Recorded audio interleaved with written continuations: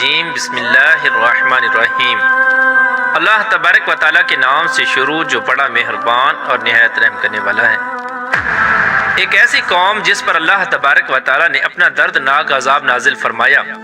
اور اس قوم کے تمام لوگوں کو بندر بنا دیا۔ اس قوم کے لوگ کون سا ایسا گناہ کرتے تھے جس کی وجہ سے اللہ تبارک و تعالیٰ نے ان پر دردناک عذاب نازل فرمایا، اور یہ لوگ بندر بننے کے بعد کتنی دیر زندہ رہے اور پھر ان کو کس قدر دردناک موت آئی۔ جب یہ لوگ بندر بن گئے تو یہ لوگ اپنے عزیز و اقارب کو دیکھ کر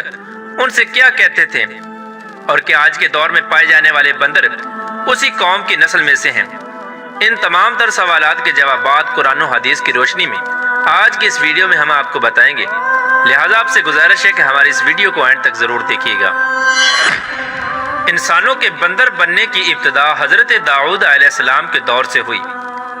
اس واقعے کا پس منظر کچھ یوں ہے۔ حضرت داؤد علیہ السلام اور ان کی قوم سمندر کے کنارے ایلا نامی گاؤں میں رہتے تھے، اور ان کی تعداد 70,000 کے قریب تھی۔ یہ قوم بڑی ہی خوشحال تھی اور اللہ تبارک و تعالیٰ کی فرما بردار قوم تھی۔ اس قوم کو اللہ تبارک و تعالیٰ نے بے شمار نعمتوں سے نوازا تھا۔ ہر طرف سرسبز و شاداب باغات اور ہر طرف ہریالی ہی ہریالی تھی، اور اللہ تبارک و تعالیٰ کی بے پناہ کرم نوازی تھی۔ یہ لوگ اپنی اس زندگی میں بہت ہی خوش تھے۔ حضرت داؤد علیہ السلام کی قوم چونکہ سمندر کے کنارے رہتی تھی تو اللہ تبارک و تعالیٰ کا ان پر یہ خاص کرم تھا کہ سمندر کے اس کنارے پر بے پناہ مچھلیاں آتی تھیں جن کا یہ لوگ کاروبار کرتے تھے اور بہت ہی خوشحالی والی زندگی گزارتے تھے۔ جب یہ قوم اللہ تبارک و تعالیٰ کی نعمتوں کی وجہ سے خوشحال ہو گئی تو اللہ تبارک و تعالیٰ کی نافرمانی پر اتر آئی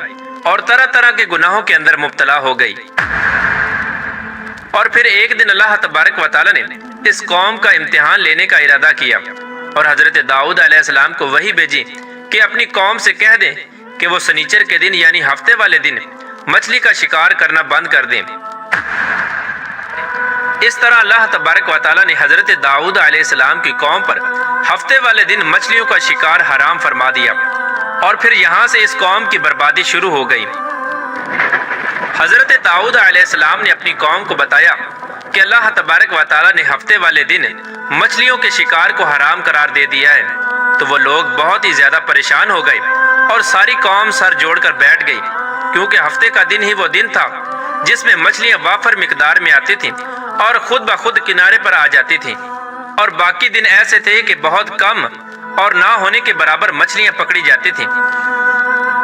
اس قوم کا گزر بسر چونکہ مچھلیوں کے شکار پر تھا، اس وجہ سے اللہ تبارک و تعالیٰ کا یہ حکم سن کر یہ قوم پریشان ہو گئی۔ یہ نہیں جانتے تھے کہ اللہ تبارک و تعالیٰ کی طرف سے یہ ایک آزمائش ہے۔ پھر ایک دن شیطان نے ان کو وسوسہ ڈالا کہ سمندر سے نالیاں نکال کر خشکی میں بڑے بڑے حوض بنا لیے جائیں۔ جب ہفتے والے دن مچھلیاں آئیں گی تو وہ نالیوں سے ہو کر ان بڑے بڑے حوضوں میں آ جائیں گی، اور اس طرح پھر ان نالیوں کا منہ بند کر دیا جائے، اور پھر اگلے دن یعنی اتوار والے دن ان کو پکڑ لیا جائے۔ شیطان نے اس قوم کے لوگوں کو ورگلایا کہ اس طرح ہم ہفتے والے دن شکار سے بھی بچ جائیں گے اور مچھلیاں بھی ہاتھ آ جائیں گی اور وہ بھی پکڑی جائیں گی۔ بہت سے لوگوں کو یہ ہلا بازی اچھی لگی اور انہوں نے ایسا کرنا شروع کر دیا اور سمندر سے چھوٹی چھوٹی نالیاں نکال کر بڑے بڑے حوضوں میں ڈال دیں، جس کے ذریعے وافر مقدار میں مچھلیاں ان حوضوں میں داخل ہو جاتی۔ اس قوم کے بدبخت لوگوں کو شیطان کا یہ ہلا بہت پسند آیا، لیکن اس قوم نے یہ نہ سوچا کہ جب مچھلیاں سمندر سے حوض میں آ کر قید ہو گئی تو پھر مچھلیوں کا شکار ہی ہو گیا، اس لیے یہ شکار بھی ہفتے والے دن ہی قرار پایا جو اللہ تبارک و تعالیٰ نے حرام قرار دیا تھا۔ اس موقع پر یہودیوں کے 3 گروہ ہو گئے۔ کچھ لوگ ایسے تھے جو شکار کے اس شیطانی ہلے سے منع کرتے تھے اور ناراض و بیزار ہو کر شکار سے باز رہے، اور کچھ لوگ اس کام کو دل سے برا جان کر خاموش رہے، لیکن انہوں نے شکار نہ کیا اور دوسروں کو منع بھی نہ کرتے تھے، بلکہ یہ لوگ منع کرنے والوں سے یہ کہتے تھے کہ تم لوگ ایسی قوم کو نصیحت کرتے ہو جنہیں اللہ تبارک و تعالیٰ ان قریب ہلاک کرنے والا ہے اور ان پر اپنا دردناک عذاب نازل فرمانے والا ہے۔ اور اس قوم کے کچھ لوگ ایسے تھے جو سرکش اور نافرمان لوگ تھے، جنہوں نے اللہ تبارک و تعالیٰ کے حکم کی اعلانیہ مخالفت کی اور شیطان کے ہیلے بازی کو مان کر ہفتے والے دن شکار کرنے لگے۔ یہ لوگ اللہ تبارک و تعالیٰ کے حکم کی کھلا مخالفت کرتے اور ہفتے والے دن مچھلیوں کا شکار کر کے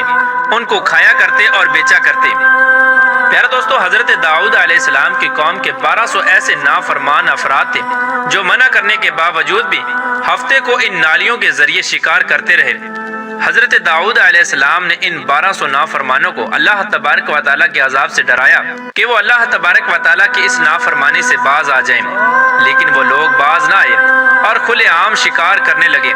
چنانچہ وہ لوگ جو اس بات کو برا جانتے تھے، ان لوگوں نے اپنے اور ان نافرمانوں کے درمیان ایک دیوار کھڑی کر دی، جس کی ایک طرف وہ 1200 نافرمان رہتے تھے اور دوسری طرف وہ لوگ تھے جو شکار سے باز رہے۔ حضرت داؤد علیہ السلام نے اپنی اس قوم کے نافرمانوں کو بارہا سمجھایا، لیکن یہ لوگ اپنی نافرمانی سے باز نہ آئے اور اسی طرح اللہ تبارک و تعالیٰ کی نافرمانی کرتے رہے اور شکار کرتے رہے۔ پھر ایک دن حضرت داؤد علیہ السلام نے غضبناک ہو کر شکار کرنے والوں پر لعنت فرما دی۔ اس کا اثر یہ ہوا کہ ایک دن خطا کاروں میں سے کوئی بھی اپنے گھر سے باہر نہ نکلا۔ یہ منظر دیکھ کر کچھ لوگ ان کی دیواروں پر چڑھ گئے تاکہ معلوم ہو سکے کہ وہ لوگ کس حال میں ہیں۔ جب ان لوگوں نے ان نافرمانوں کو دیکھا تو وہ سب کے سب بندر کی صورت میں مسخ ہو چکے تھے۔ اللہ تبارک و تعالیٰ نے ان کی نافرمانی کی وجہ سے ان پر اپنا دردناک عذاب نازل فرمایا اور ان کو انسانوں سے بندر بنا دیا۔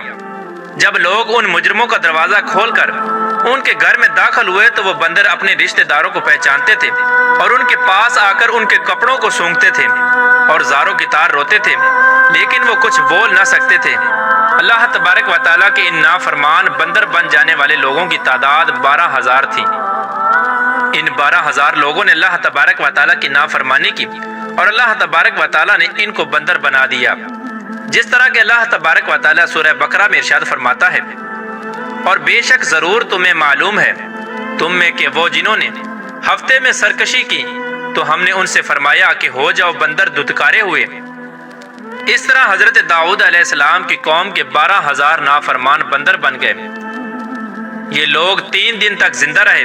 اور اس دوران یہ کچھ نہ کھا سکتے تھے اور نہ ہی پی سکتے تھے، بلکہ یوں ہی بھوکے پیاسے سب کے سب ہلاک ہو گئے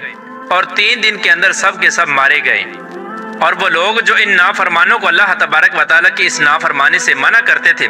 اللہ تبارک و تعالیٰ نے ان کو اس عذاب سے سلامت رکھا، اور وہ لوگ جو اس شکار کو برا جان کر خاموش رہتے تھے، اللہ تبارک و تعالیٰ نے ان کو بھی اس عذاب سے سلامت رکھا۔ پیارے دوستو، اب بات کرتے ہیں کہ آج کے دور کے بندروں میں سے کیا کوئی بندر ان کی نسل میں سے بھی موجود ہے، یا آج کے دور میں پائے جانے والے بندر انہی بندروں کی نسل میں سے ہیں؟ اس کے متعلق روایات میں آتا ہے کہ حضرت عبداللہ بن مسعود رضی اللہ تعالیٰ عنہ سے روایت ہے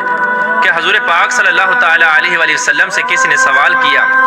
کہ آج کے بندر کیا حضرت داؤد علیہ السلام کی قوم سے ہیں؟ تو حضور نبی کریم رؤوف الرحیم صلی اللہ تعالیٰ علیہ وآلہ وسلم نے ارشاد فرمایا کہ اللہ تبارک و تعالیٰ جس قوم پر عذاب بھیجتا ہے یا ان کی شکلوں کو مسخ کرتا ہے تو یہ عذاب انہی پر ہوتا ہے جن پر وہ عذاب نازل ہوا تھا، اور اس کے بعد اللہ تبارک و تعالیٰ ان لوگوں کو ہلاک کر دیتا ہے اور ان کی آگے نسل نہیں بڑھتی۔ اس لیے یہ بات غلط ہے کہ کچھ لوگ یہ سوچتے ہیں کہ آج کے بندروں میں بھی حضرت داؤد علیہ السلام کی قوم کے بندر بننے والوں کی نسل موجود ہے۔ ایسا کچھ بھی نہیں ہے۔ وہ لوگ صرف اور صرف 3 دن زندہ رہے اور اس کے بعد سب کے سب ہلاک ہو گئے، اور اللہ تبارک و تعالیٰ نے اس قوم کے نافرمانوں کو صفحہ ہستی سے مٹا دیا۔